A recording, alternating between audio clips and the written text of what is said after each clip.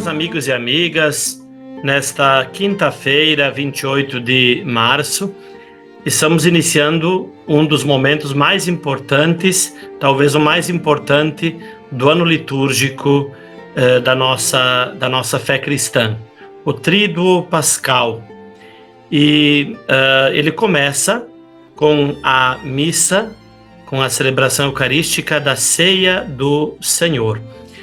E nesta celebração nós escutaremos algumas leituras assim extremamente significativas. A primeira leitura do livro do Êxodo, as indicações que Deus dá a Moisés sobre a celebração da Páscoa. A segunda leitura, tirada da carta de Paulo aos Coríntios, onde Paulo narra a instituição da Eucaristia, e depois, então, no Evangelho de João, capítulo 13, a famosa leitura sobre o lava-pés. Eu gostaria de partilhar com vocês a segunda leitura. Todas as três são, assim, importantíssimas, cheias de um significado muito grande, mas escolhi então a segunda leitura. Paulo, escrevendo aos Coríntios, no capítulo 11, ele diz que escutou que quando a comunidade se reúne para celebrar a ceia do Senhor, ao invés de se reunir para o bem, reúnem-se com as suas atitudes para o mal. Vejam que, para que nós possamos compreender a leitura de hoje, capítulo 11, versículos 23 a 26, nós precisamos ler todo o trecho, ou seja, partindo do versículo 17 até o versículo 34. Porque nesses versículos 23 a 26, que são o coração do texto, Paulo então narra a instituição da Eucaristia. Mas os demais versículos, ou seja, 17 a 22 e 27 até 34, eles nos ajudam a compreender a mensagem que Paulo deseja passar aos seguidores de Jesus em Corinto e, naturalmente, a nós, porque a mensagem paulina, nesse caso, né, é perene. Vejam que, na época, os seguidores de Jesus, eles se reuniam para uma janta, vamos dizer assim, e num certo momento dessa janta, ou ao final dessa janta, então era, digamos, celebrada a ceia do Senhor, o Kyriakon Deipnon, como é dito em grego.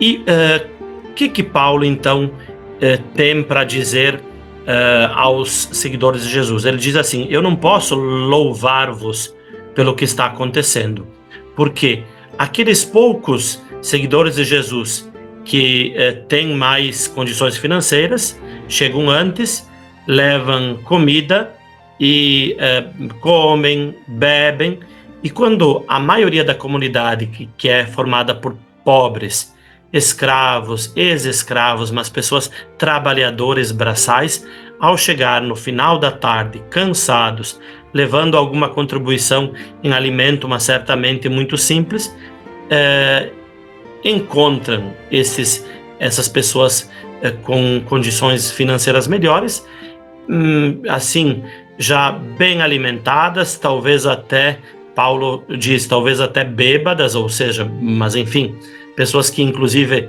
beberam, ou seja, saciados de comida, de bebida. Esses outros, que são a maioria, chegam cansados, com fome, e precisam, digamos, ficar com aquilo que sobrou e com as parcas contribuições que levaram.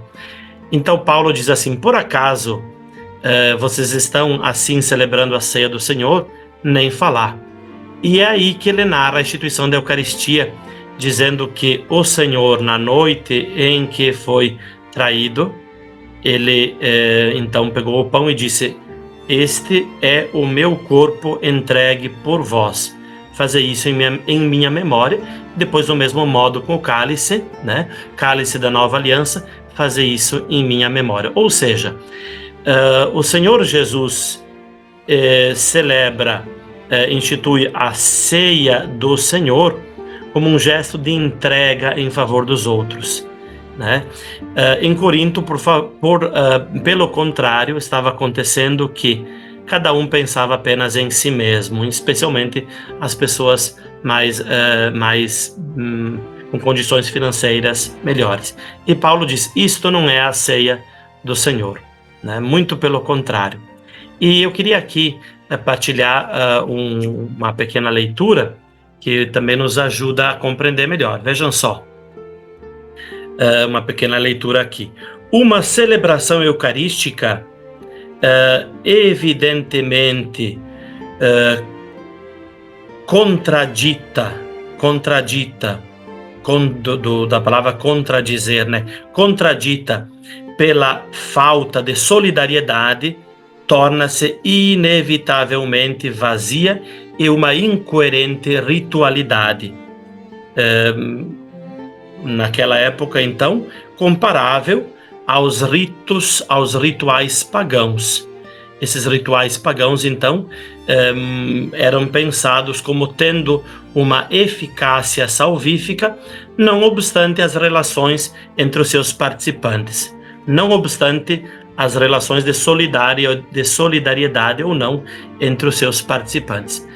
No caso da ceia eucarística, da ceia do Senhor, né, embora é claro que a eficácia salvífica vem do mistério da morte e ressurreição de nosso Senhor Jesus Cristo, porém é fundamental também que haja essa solidariedade entre os seguidores de Jesus que a estão celebrando, porque senão ela se torna, como disse a leitura que eu fiz, um ritualismo vazio.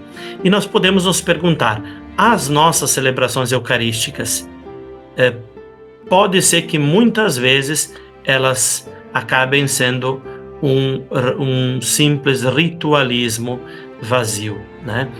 Por isso que uma celebração eucarística nunca pode ser uma celebração anônima, que uma pessoa chega, senta-se, celebra a Eucaristia e vai embora como se fosse um ritual pessoal. Não.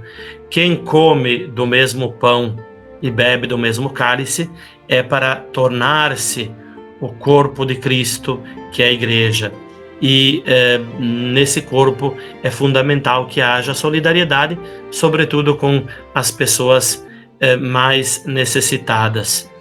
Então vejam, caros amigos e amigas, que nesta Noite Santa, Quinta-feira Santa, início do Tríduo Pascal, no qual nós celebramos a Ceia do Senhor, procuremos ter bem presente aquilo que Paulo nos ensina.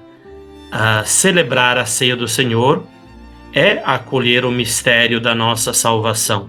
Porém, celebrar a Ceia do Senhor é também entender que Jesus Cristo, nosso Senhor, fez isso entregando a sua vida por nós.